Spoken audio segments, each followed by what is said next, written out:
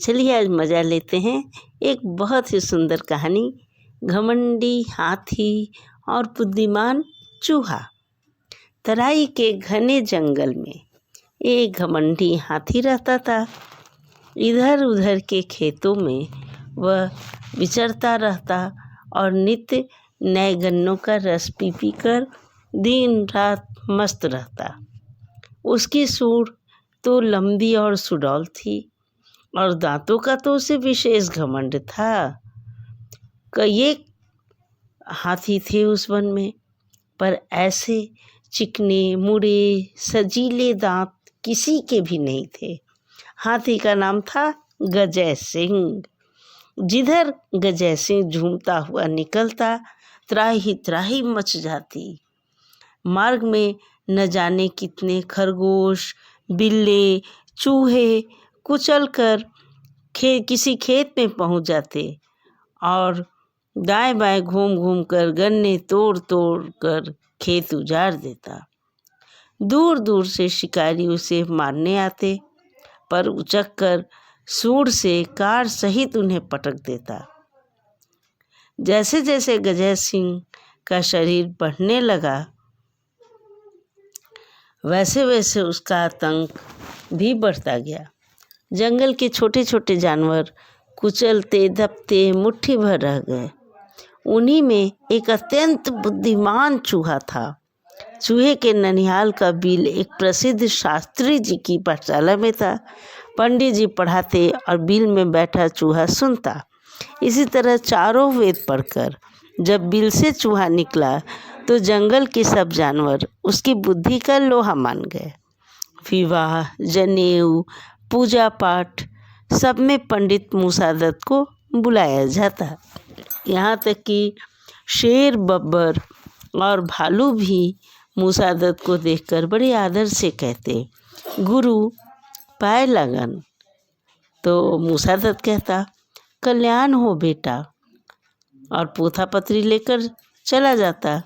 मूसादत भी विनय की साक्षात मूर्ति।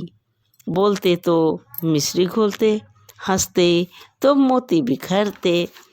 एक दिन पंडित मूसादत लाल वस्त्र में पोथी लपेटकर कहीं नव दुर्गा स्थापना करने जा रहे थे कि मार्ग में मिल गए झूमते झामते गजय सिंह।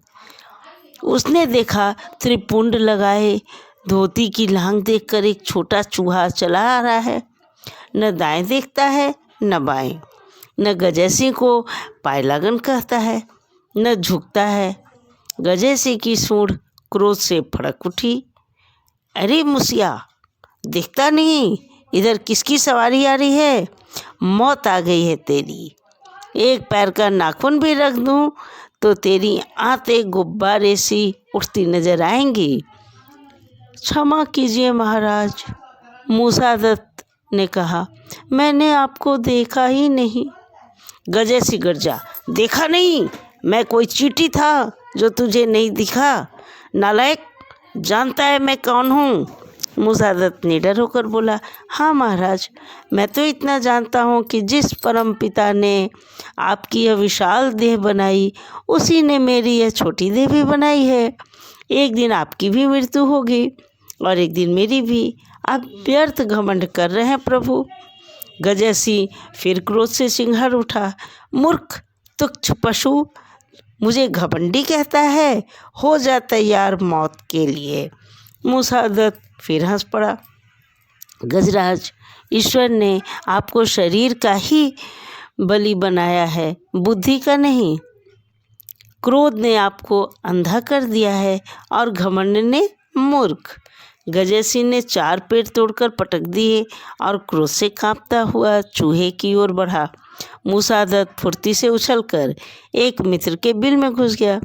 बड़ी देर तक पेड़ों को तोड़, चट्टानों को तोड़ गजय सिंह खींचकर घर चला गया। पंडित मूसादत ने सोचा, गजय सिंह का घमंड बहुत बढ़ गया है, उसे नीचा दिखाना ही होगा।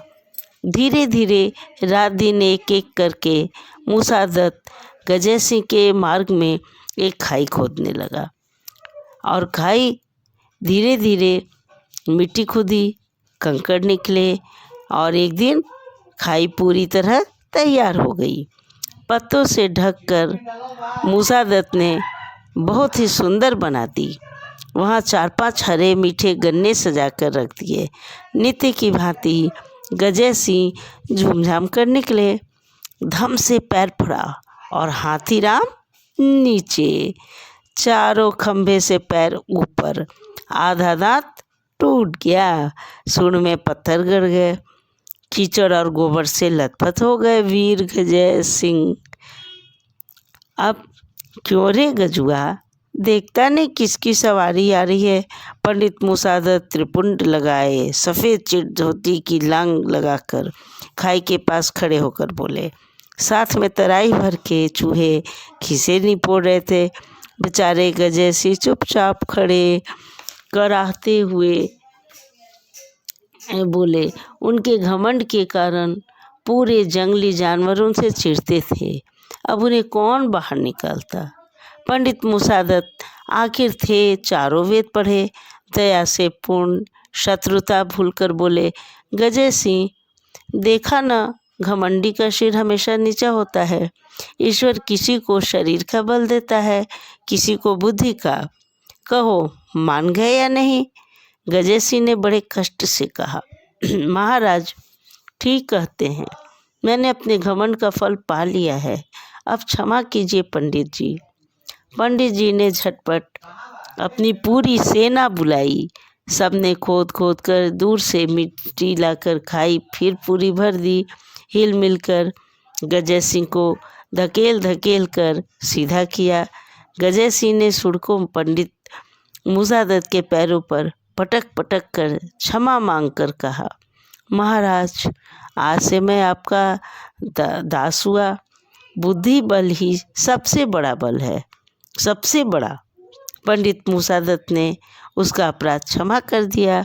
उस दिन से अपनी सब हेकड़ी भूलकर गजे सिंह अन्य जंगली जानवरों के साथ बड़े प्रेम से रहने लगा।